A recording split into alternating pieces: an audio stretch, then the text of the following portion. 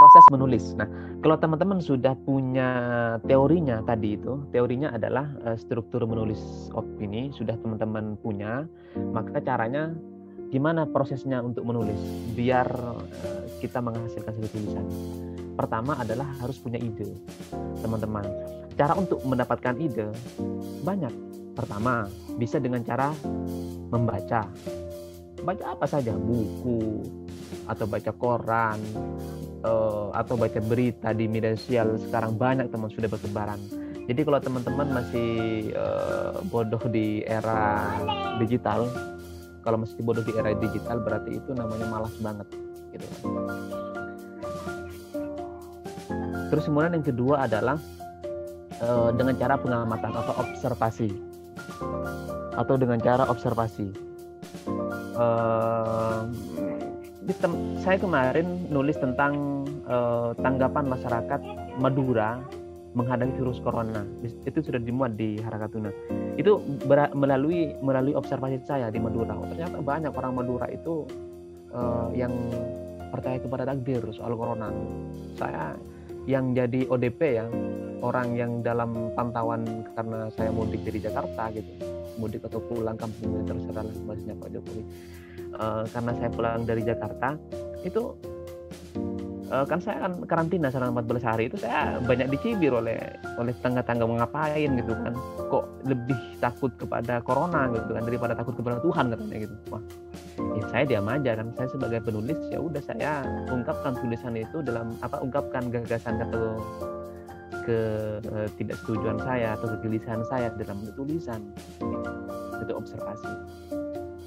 Kemudian pengalaman bisa, kayak saya tadi itu dulu pengalaman saya itu misalkan soal asmara misalkan, wah itu kan masih ada suka ada dukanya juga kan. Akhirnya saya dokumentasikan dalam bentuk buku yang berjudul Menghidup Senja Berdua gitu.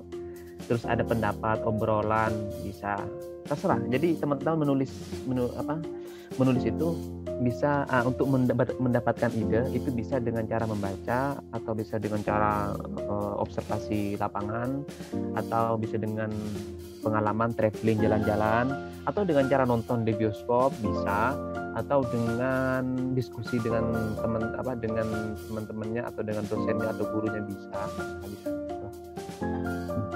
Kemudian yang kedua adalah ada referensi. Jelas.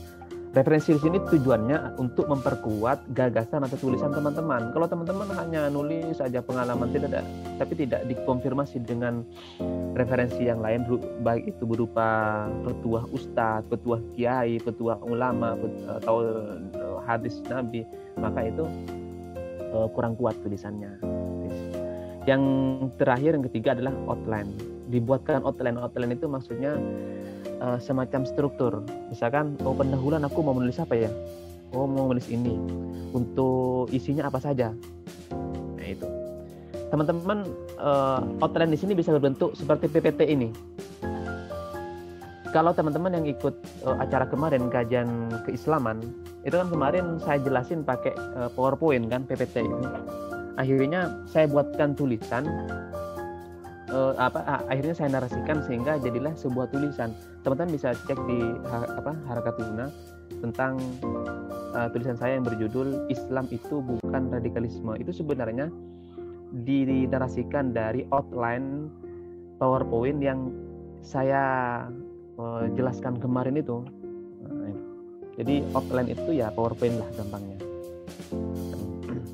Ini outline-nya ada pendahuluan, ada pembahasan, dan ada penutup gitu.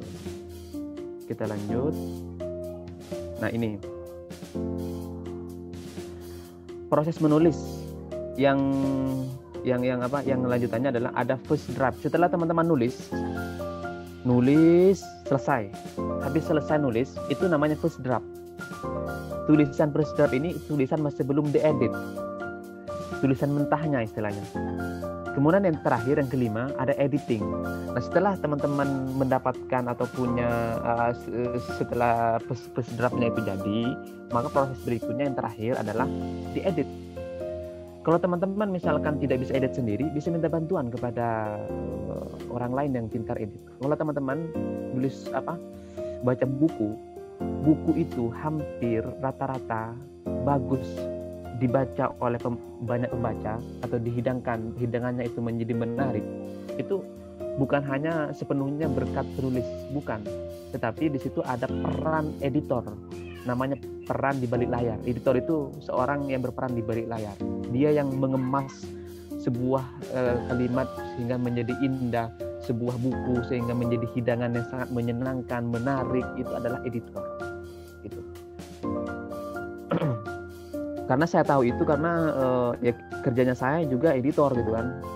Kalau teman-teman baca buku-buku yang diterbitkan di di penerbit saya itu ya, Setiap Pustaka itu banyak di situ, itu hampir kalau first draftnya itu hancur, beneran hancur, enggak, karena kan tulisan keroyokan itu bareng-bareng sehingga jadi sebuah buku itu hancur banget. Tapi kemudian saya coba istilahnya, coba haluskan kata yang itu enggak sesuai, saya ganti dengan diksi yang sesuai gitu.